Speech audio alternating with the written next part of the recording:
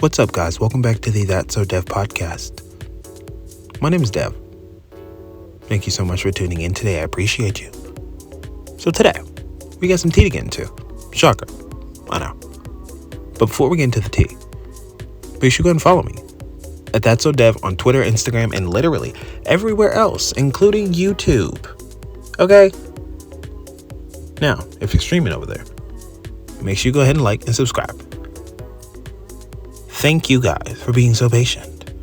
As I shift podcast hosts, the sound is going crazy. Everything is going crazy. But it soon shall pass. Especially as I'm getting together my little YouTube recording station podcast studio so I can get my video podcasts going and, have a better YouTube background. I've been just curating a little something over a while.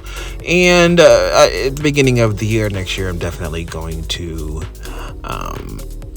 really start utilizing that. So I'm really excited nonetheless. I can't wait to honestly expand. But for now, one day at a time. Until then. Anywho, now, Jersey Shore, what a fantastic episode. Gotta say, there's not going to be too much to talk about. I'm going to make this fairly quick, but, I really appreciate the episode and, the mini storylines that it's covering. We're going from Snooki wanting to find out more about her family, and we also have, Sam going through her journey with IVF. We obviously have Mike, who obviously is now opening his own rehabilitation center and amongst other things within that, and I think that that's such an awesome thing. We have Ron really utilizing his platform to really talk about his story and help other people, and I just feel like there's a lot to talk about with everybody that, for one, makes great television. And they're also real life things that people go through. And I think that even if you are a fan or not a fan, you will still enjoy the show because it's real. But then obviously you have the drama, right? And, obviously the episode started off with Mike coming in and he called Angelina Satan for whatever reason, starting with Angelina, and Angelina didn't even come in hot. It was either going to be Angelina coming in hot or Mike stirring the pot. And Mike surely stirred the pot. So that was fantastic. And it instantly just kicked off a nasty moment for the meatball party. And, Angelina was about to leave. And, Mike was really coming to her with, negative methods. But he was spewing out some truth. And I think that was hard to hear for her because of how Mike did it. And I think Mike did it in a setting where he maybe thought that other people would feel the same. And I think that some people may definitely feel the same for sure. For sure. But, it just was a moment where everybody was kind of like, well, that's y'all thing. Y'all figure that out. Leave me out of it. And that's definitely the best thing to do here. So I'm glad that definitely happened. But, like I said, the way Mike goes about it, very questionable. Always is. But, it is what it is. I think that, the little conversation that they ended up having where Vinny was mediating, thank God he did that. And, he obviously used what he had been learning in therapy. And I think that he painted two good perspectives that really made both sides understand, but even more so made Angelina understand. And I think that also helped her take accountability for her actions. And, like I said, Vinny did a great job with that. And from Angelina's confessional, it definitely seemed like she did understand that she was hurting Mike, and Mike got his point across. I think that I definitely understood where Mike was coming from with what he was saying. It was more so how he was going about it, and it was also weird to kind of clock him in some circumstances because when he doesn't want to invite Angelina because of potential risk of drama based on what they have been seeing, especially with Sam and her. I did understand that. Like I said before, she just has to figure out a way how to deal with that without it impacting the family and vacations, because that happens often because of a blow up, most likely with Angelina and somebody else. That's usually going to be where the drama is going to come from. So, we'll definitely see how this rolls in. We know there's going to be an incident where Snooki and Vinny 2.0 kind of get a little heated moment. So we're going to see what the tea is, After that conversation with Vinny, I think that Mike and Angelina definitely left things on a better note. If it will stay that way, I'm not really sure. And I think a lot of us are very questionable about that, because Sam brought up a good point. You never really know with Angelina. Is it going to be good? Is it going to be bad? But also, is Mike going to decide to stir the pot on something or not? That's a very real possibility as well. It's not just Angelina here, but I think that Angelina is definitely taking a bit more heat because of her own actions, as she should. But she definitely wants to do better. She's in therapy, and as they come inside, they have the little meatball party. Thank God. I love seeing them all around the table and having fun with each other. Those are the best moments. But I think the best moments have been the conversations. So when they come back, they have a conversation as a group, where they kind of figure out that Angelina's moving into a townhome, into a smaller place that I think is going to fit her, not feel so big. She thought that she was going to have a family in that home. So, whatever's going to make her feel comfortable, right? They learn about 2.0 and how her and 2.0 aren't necessarily going the strongest or the steadiest.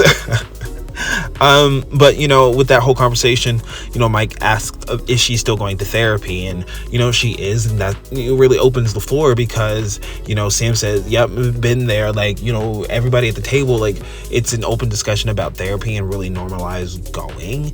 And it's not just them having a conversation at the table. They're being filmed and aired on live national television, and in many cases international television. So they're having conversations about therapy and normalizing it to their audience, which is fantastic. It's phenomenal, and it's been on both episodes. So I'm loving that they're continuing to use their platform to discuss that. It's fantastic. Everybody needs it, even if you think that shit's not serious. Yes, therapists, they get one. And I wish that it was more accessible to everybody. And you never know what a person's circumstances is surrounding why they may or may not have one. So, if you obviously do have the ability to get one, yes, don't take it for granted. Go quickly. Yes, absolutely. But yeah, fantastic. I love to hear that. Girl, now,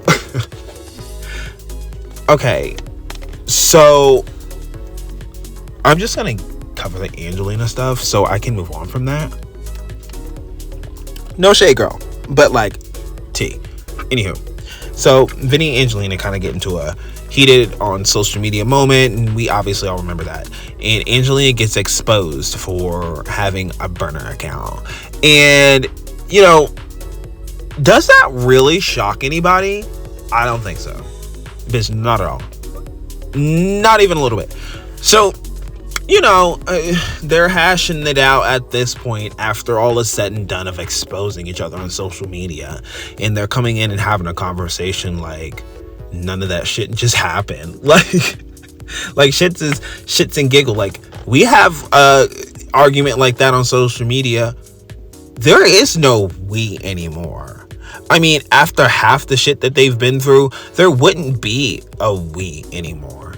There just wouldn't. Not even because it's one person or the other person. Like, the combination, it's not hitting. It's giving toxicity. It's giving time to hang it up, because y'all can't keep going on like that. Not for anyone's mental health sake. Not for your own. Surely not for the audience. And surely not for the family. Because, bitch, oh no. Like, yeah. Anywho, I think that's really all regarding it. There's really not too much to talk about. I don't have anything to say about 2.0, because everything that I have to say about him, they're not too nice. And if you don't have anything nice to say, don't say it at all. And you know what I mean? It's not even a moment of clocking. It's just a moment I just don't like this character.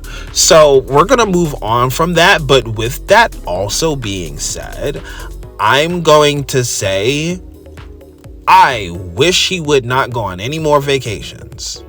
Period. May we never see him on another one after this season. I'm just hoping. Please. At this point, just bring Chris back if you want somebody. Clearly he wants to have your children. Maybe you need to give it another shot. Bitch, I don't know. At least Chris genuinely felt like a good man that I felt like Angelina often took for granted. Anywho, moving on from that. Genuinely a fantastic episode. Coming back to Sammy, I do think that it's going to come out on the vacation. I think, it's an obstacle for her to have to try to hide her treatments and what she's going through. But honestly, the girls, I think, are going to give her this a better experience with it in regards to support. I think that she would be glad to have told them should she do that. I think that it's interesting also because they're going to be watching this episode. So there's a lot of conversations, as I said before, that Sam and Justin have had. Maybe they have not heard those conversations before. There's just going to be a lot of things that I also feel like they're going to learn with also watching this. And it's a very, very, very vulnerable journey to share, and Sam, she doesn't like to cry on camera. I never got that impression. So I think it's a beautiful thing for her to share, but also her pointing out her growth, like, going to Miami to party and, now going to Miami and she's taking fertility treatments. So that was quite interesting, actually. At this point, I'm just kind of still processing the fact that they're still adults with children. Like, you know what I mean? I mean, I know that, but like, it's still a weird thing. We used to watch them having well drinks down, and now it's giving popcorn and wine and, cocktail drinks by the pool, but eating some serious dinner and going to bed. It's a lot more exciting than that, right? But it's just the idea that it's reflecting the aging of time. And I'm just I think my mind refuses to process time, because when I watch them, of course I see much more mature adults, but I also still see the younger versions of them. When it's more of when they're together, you just see the dynamic of the OG show just come out. I can't help it, especially when they're inside the shore house. It's insane. And Sam obviously has aged, but she has done it beautifully and gracefully. I look at Sam damn, you genuinely look like back then. It's super crazy. But, it's really just the growth of it all. She really did point that out. And I did appreciate that moment. I appreciate the editors. Yes. Come on, extra cast members. Behind the scenes, extra cast members. Everybody. It takes a lot to make a production. Down to the production assistants, baby. Okay? I would definitely love to be a production assistant. Bitch, yes. First of all, yes. I'm just throwing that out there because that actually just popped up on my mind. That would be actually bomb as fuck. Anyway, down to the production assistants. They deserve their flowers because there are a lot of moving parts, and I think everybody deserves, again, their flowers. This show is fantastic. I don't feel like people give them their flowers enough. Like I said, I can't wait for MTV to bring back those awards. They have not had the awards since 2022.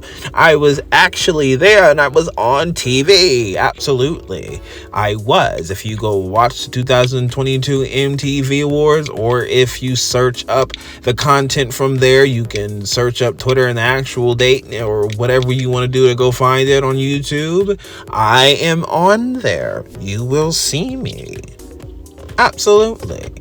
But that was the last time in 2022 that they had the show. The next year was the actors' strike, and they were going on strike and they didn't want people to come near the red carpet and to strike at the awards show, so they did it virtually. And then the next year after that, they just didn't have it.